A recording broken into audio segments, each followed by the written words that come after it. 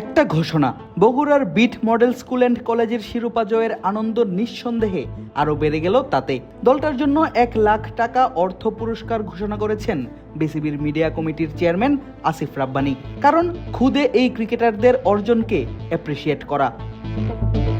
3 সপ্তাহ আগে অনুষ্ঠিত বিসিবি নির্বাচনে ক্লাব ক্যাটাগরি থেকে পরিচালক নির্বাচিত হয়েছিলেন আসিফ রাব্বানী। বগুড়া তার নিজের জেলা, সেখানকার প্রতিনিধিরা যখন হলো দেশসেরা, অনুপ্রাণিত করার সুযোগটা তিনি করেননি হাতছাড়া।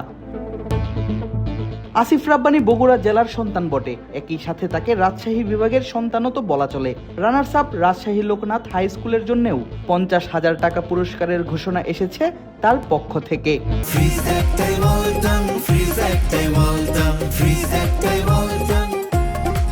রোববার স্কুল ক্রিকেটের ফাইনাল শেষে বিসিবির অন্য একাধিক পরিচালকও উপস্থিত ছিলেন পুরস্কার বিতরণী অনুষ্ঠানে।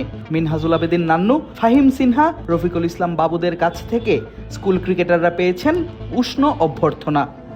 মিরপুর শেরেবাংলা জাতীয় স্টেডিয়ামে অনুষ্ঠিত এবারের আসরের ফাইনাল ম্যাচটা যদিও শেষ পর্যন্ত হয়েছে এক পেশে। আগে ব্যাটিং করে 242 রান তুলেছিল বিট মডেল স্কুল অ্যান্ড কলেজ। 53 বলে গোলাম রাসুলের 82 রানের ঝলমলে এক ইনিংসের অবদান তাতে। বায়েজিদ বোস্তামিও পেয়েছেন 50-র দেখা।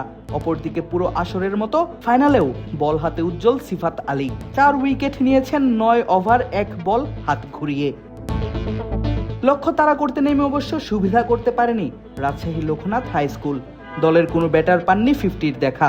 অধিনায়ক সারাফাত সাদিদের 43 রান ইনিংসের সর্বোচ্চ। অন্যদিকে বিট মডেল স্কুলের আব্দুর রহমান ইরফান 4টি, ইয়াসির আলী ও ইশতিয়াক অহন নিয়েছেন 2টি করে উইকেট। আদিব আশরাফ, ক্রিক ফ্রেন্জি।